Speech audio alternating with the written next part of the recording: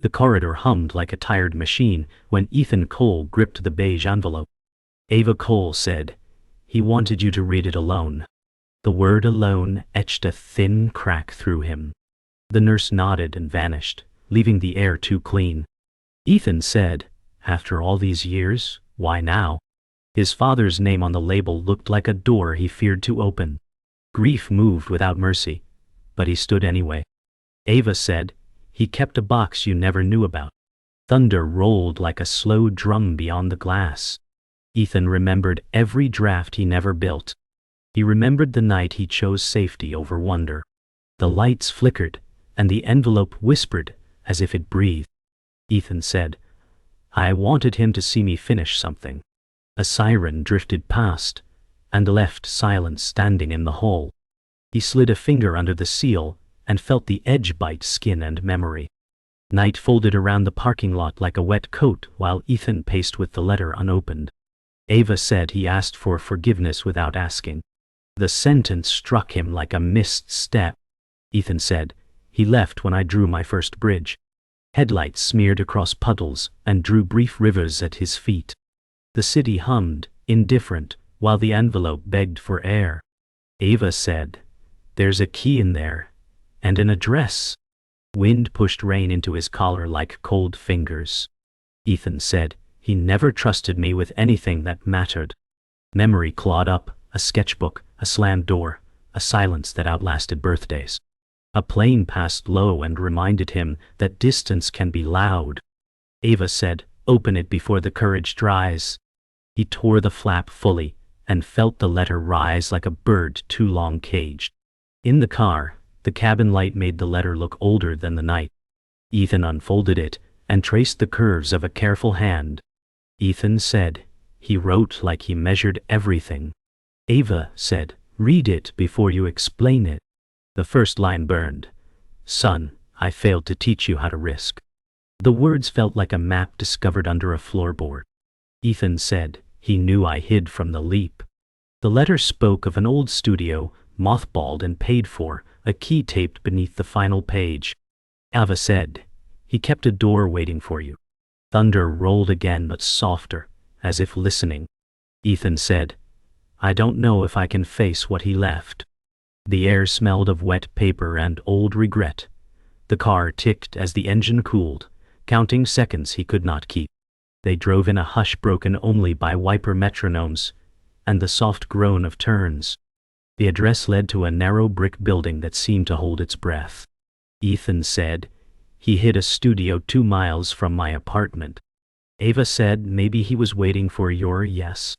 A security light flickered awake as they approached the steel door. Ethan said, "I'm afraid of what I'll find and what I want." The key turned with the stubbornness of old locks and old hearts. Dust met them like a quiet choir, singing of time. Ava said, "He left power here, not apology." Ethan reached for the switch and paused, listening to the echo of his father's last hour. He said, "If I turn this on, I can't pretend anymore." The switch clicked, and the room breathed in.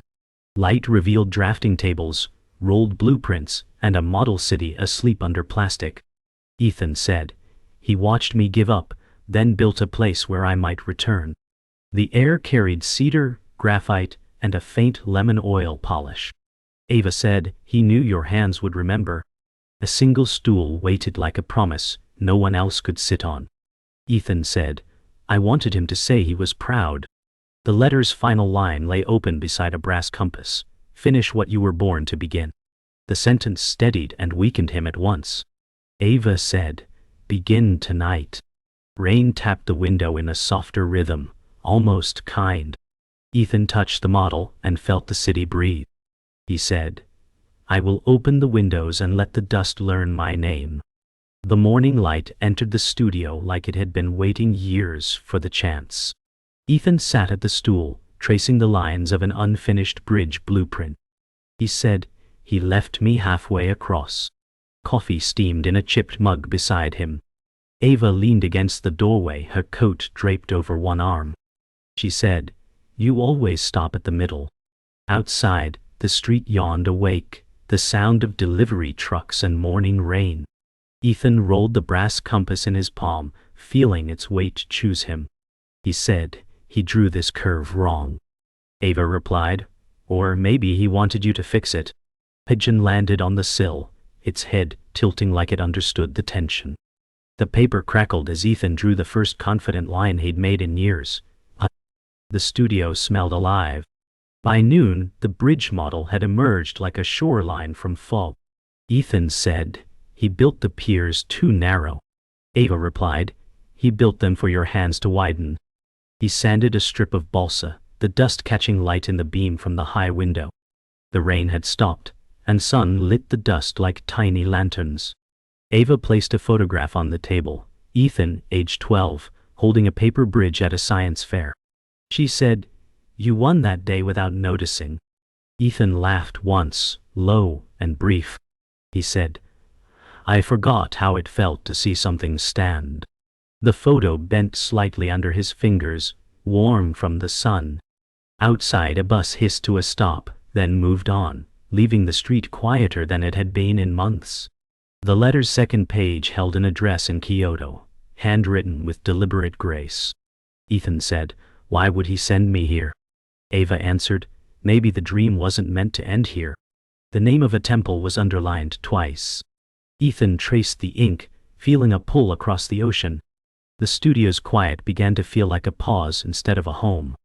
He said, "I've never left the country." Ava replied, "You've never left yourself either." The brass compass caught a shard of light and threw it onto the blueprint, a small, perfect circle. Ethan closed the letter, sliding it into his jacket pocket like a sealed choice. Outside, the clouds broke into uneven patches of blue. He stood, feeling the distance like a bridge yet to be drawn. By evening, Ava had packed a small duffel bag for him. Ethan said, "I haven't agreed to go."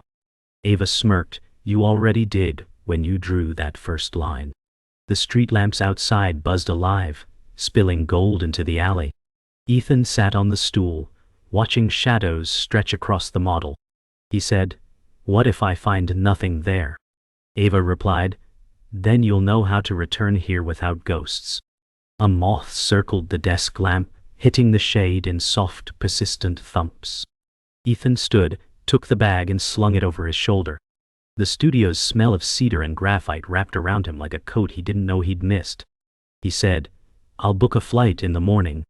Ava nodded, her smile small but certain. That night, Ethan lay awake in his small apartment, the letter unfolded on the nightstand. Streetlight slants cut the dark into quiet panels. He said softly, "Kyoto." The word felt foreign and familiar. The city's hum outside his window was a sound he had stopped hearing years ago. He pictured the bridge, finished, spanning a river he hadn't yet seen. The brass compass sat beside the letter, catching the light from a passing car. He thought of his father, somewhere in the lines of that bridge, waiting. Ava's voice replayed, "Begin tonight." He said, "Tomorrow is the beginning." The clock ticked past midnight, and for the first time in years, he didn't dread the hours ahead. Sleep came slow, but it came.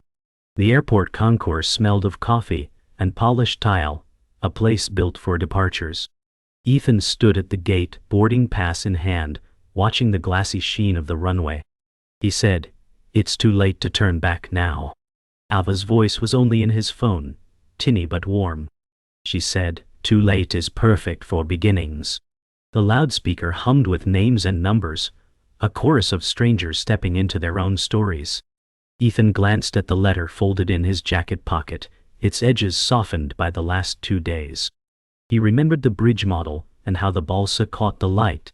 His name was called for boarding, and the sound seemed to pull his ribs apart. He whispered, "All right, Dad, I'm coming," and stepped toward the tunnel of light leading to the plane. The airplane cabin hummed like a held breath as rain streaked sideways across the oval window. Ethan said quietly, "First time out of the country?" The older man beside him nodded without asking questions. The seatbelt clicked, the kind of sound that makes a choice final. Ethan leaned back, feeling the thrum of engines warming under the floor. A flight attendant passed, smiling with professional grace. He thought of the compass in his bag, its brass surface now warmed by proximity. Outside, the wing lights blinked against a gray dawn. The engines roared, pressing him into the seat as the ground slipped away. He said to himself, "Every bridge begins with a lift," and watched the city shrink into a patchwork of rain-lit streets. Hours later, Mount Fuji broke through the clouds like an ancient guardian. Ethan pressed his forehead to the glass, the sight both impossibly distant and startlingly near. He said, "I've been small for too long." The captain's voice announced the descent into Osaka. Sunlight spilled gold over the ridges, each peak carved in shadow and fire. Ethan's chest felt lighter, as if altitude had thinned the weight inside him. The seatbelt sign chimed again, grounding the moment. He touched the jacket pocket where the letter rested, the paper warmer now, as if it traveled with its own heat. Below, the landscape unfurled rivers, fields, and villages in neat threads. He whispered, "All right, show me what you've been hiding." Kyoto Station pulsed with the rhythm of footsteps and the rolling wheels of luggage. Ethan stepped into the main hall, the air scented faintly of roasted chestnuts and steel rails. He said, "This is louder than I thought Zen would be." The architecture curved above like a modern cathedral, glass and steel bending light. He followed the signs toward the taxi stand, his eyes catching glimpses of suited commuters, students and travelers in bright scarves. The compass shifted in his pocket with each step. Outside, the air was crisp, the winter sun pale but steady. A taxi driver bowed slightly as Ethan approached, and he returned the gesture, awkward but sincere. He said softly, "Let's find the bridge I can't see yet." The taxi wound through Kyoto's narrow streets, past wooden makiya houses and shopfronts painted with decades of weather. Ethan leaned forward, watching sunlight scatter through bare branches. He said, "It feels older than my memories." The driver glanced in the mirror but said nothing, his hand steady on the wheel. They passed a small bridge over a quiet canal, the water holding the reflection of paper lanterns even in daylight. Ethan's chest tightened with a recognition he couldn't place. The car slowed before a stone gate, its beams worn smooth by centuries of touch. The driver said, "Kiyomizu-dera," and Ethan stepped out into air that smelled of pine and incense. He whispered, "Dad, I think I found your silence." The temple courtyard stretched wide under a pale winter sky, its stones cold beneath Ethan's boots. He said, "It's quieter than I imagined." A monk in saffron robe swept fallen pine needles with deliberate rhythm. The scent of incense drifted from the main hall, curling into the crisp air. Ethan touched the letter in his pocket, the paper now soft as cloth. He said, "He stood here once, didn't he?" No one answered, but the courtyard seemed to breathe around him. A wooden sign etched in kanji matched the handwriting in his father's letter. His chest tightened. He took a step toward the hall, hearing only the soft bristles of the broom and the faint ringing of a wind chime. He whispered, "All right, show me what you meant for me to see." Inside the main hall, polished wooden floors reflected the dim amber glow of lanterns. Ethan removed his shoes, placing them neatly beside the others. He said, "Every sound feels louder in here." A monk guided him toward a low table, placing tea in front of him with a bow. The tea's steam rose like a patient signal. On the wall, a calligraphy scroll hung, its strokes bold and flowing. Ethan recognized the last character. It matched the seal on his father's envelope. He touched the table edge, grounding himself in the moment. The monk said softly, "Your father came here many times." Ethan's breath caught, as if the air had grown thicker. He said, "I didn't even know he'd left the country." The monk slid a small wooden box across the table. Ethan said, "What is this?" The monk replied, "He asked us to keep it until you came." The box was light, its surface worn smooth by years of touch. Ethan lifted the lid to find a miniature wooden bridge, carved with exquisite detail. The span was incomplete, the last plank missing. Inside was a folded strip of rice paper, written in his father's hand, "You will know when to finish it." Ethan's throat tightened. He said, "Why here? Why you?" The monk answered, because this is where he learned the stillness to build. Ethan ran his thumb over the unfinished edge, feeling both absence and invitation. Later, Ethan walked the temple garden paths, gravel crunching beneath each step. Stone lanterns stood like sentinels among moss and raked sand. He said he built a bridge he never crossed.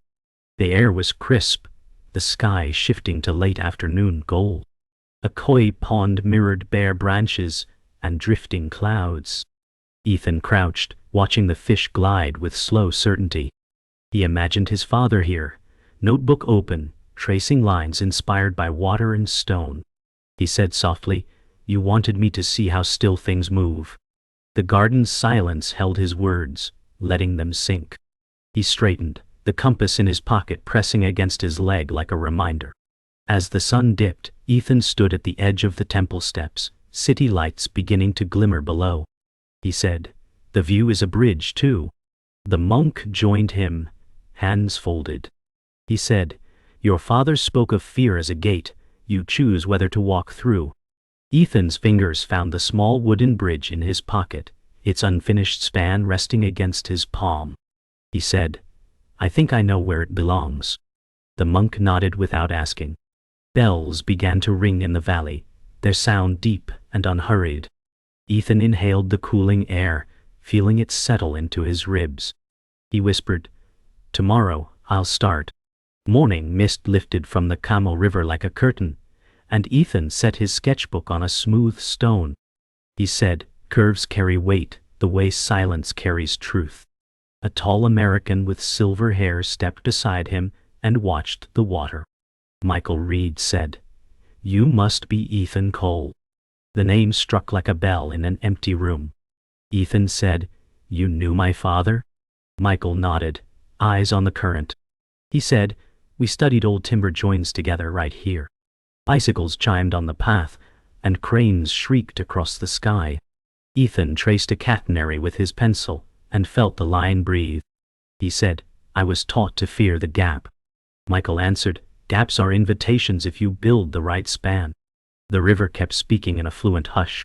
Ethan closed the sketchbook and felt the day open with it. Michael led Ethan to a small carpentry studio that smelled of cedar and rain. Workbenches held chisels aligned like notes on a staff. Ethan said, "He learned here and never told me."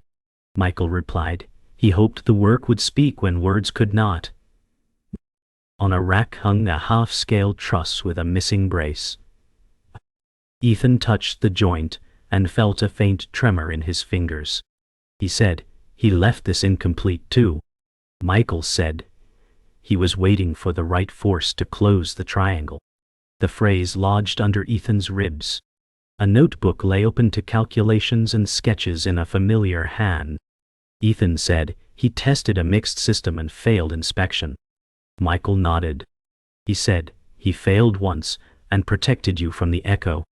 Sawdust lifted in a sunbeam and looked like time. They crossed a narrow stone bridge where water slid in sheets over worn steps. Ethan said, "He failed and hid it like a splinter." Michael answered, "He hid it so you wouldn't carry his bruise." Wind stirred bare branches and temple bells traveled on the gust like steady hearts. Ethan closed his eyes and counted his breaths to 4. He said, "I keep building fear into every load path." Michael said, "Design for the truth you're willing to stand on." A woman bowed as she passed and left a citrus trail from her scarf. Ethan opened his eyes and saw the city framed by railings that felt older than doubt. He said, "I need a new grammar for this bridge." Michael replied, "Then write it with your hands, not your history." Night fell with a hard rain, and Ethan worked in the temple guest room as thunder grumbled. Lamps cast pools of amber over tracing paper and wood strips. He said, "Composite arch with timber ribs, steel tendons, and a silent deck." The pencil moved like a blade through fog. Michael sat on the floor, sorting clamps and spare dowels. He said, "Let the water teach the curve." Ethan redrew the rise and eased the stress at midspan. He said, "It needs mercy where it bears the most." Rain hammered the eaves and softened to a hush. He modeled a joint that surrendered a little before it held. He said, "Failure becomes warning, not collapse." Michael smiled and said, "Now you're listening." The storm drifted east, and the room exhaled. Before dawn, Michael placed a sealed envelope on the table and stepped back. Ethan said, "What is this now?" Michael answered, "The piece your father could not carry." The letter inside was a bank record that showed a transfer the year Ethan quit school. Ethan said, "He paid my debts and never told me." The paper shook in his hands like a small verdict. Michael said, "He abandoned the inspection fight to keep you free." Ethan felt anger and gratitude rise like twin tides. He said, "He traded his bridge for mine." The room seemed to tilt, then level. He set the miniature bridge beside the new model. He said, "I will finish both." Outside, the sky paled with a thin promise. Michael said, "Then let the morning see you choose." Morning found Ethan and Michael in the woodshop with clamps, cords, and a basin for flow tests. Ethan said, "If the joint yields first, the span will live longer." Michael replied, "Mercy makes endurance possible." They wired the model with tiny sensors and set the inlet valve. Water slid in a clean sheet, tugging at the curve like a steady hand. Ethan felt fear rise, quick and bright, then level out. He said, "I built slack into the tendon so the wood can breathe." The gauge ticked, then steadied within the safety band. Michael said, "You honored the load instead of denying it." Ethan saw his father's old math in the numbers and did not look away. He whispered, "Your silence taught the rest." The flow increased, the arch bowed, and then found its shape. At noon they carried the miniature bridge to the temple garden and set it above the koi pond. Ethan said, "If it fails here, it fails kindly." Wind combed the pines, and clouds drifted like patient witnesses. Michael watched the water mirror the span with a steady half-smile. Ethan felt the old ache return, quick as a spark in dry grass. He said, "I wanted him to tell me I was enough." Michael answered, "He left you a task instead of a sentence." The words rang like a bell inside Ethan's ribs. He looked at the missing plank and the folded rice paper. He said, "This gap is mine."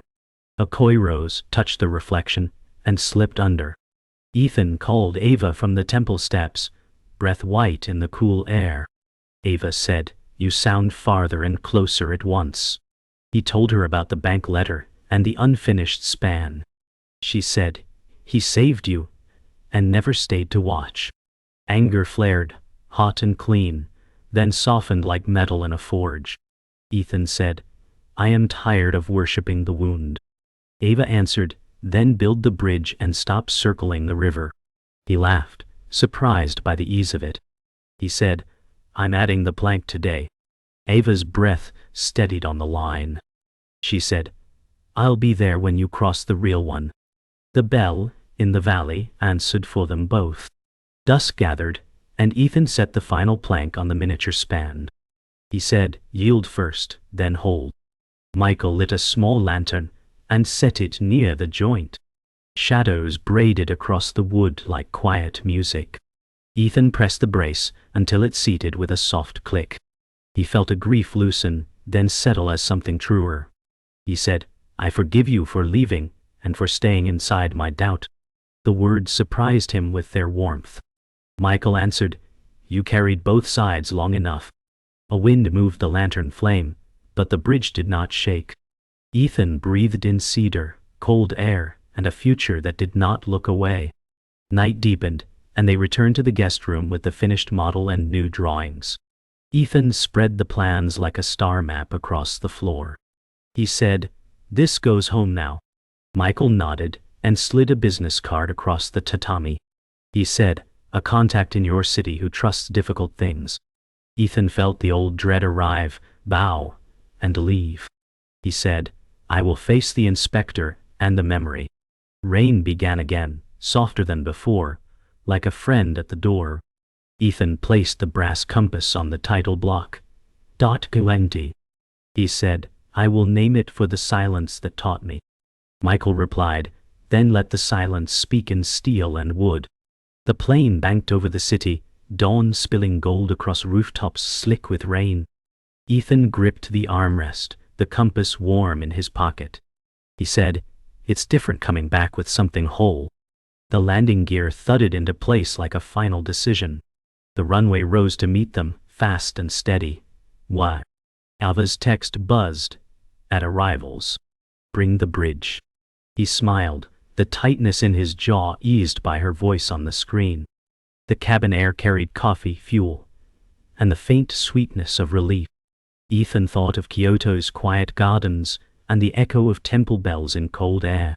He whispered, I'll build it here. Wheels kissed the tarmac, and the city swallowed them whole.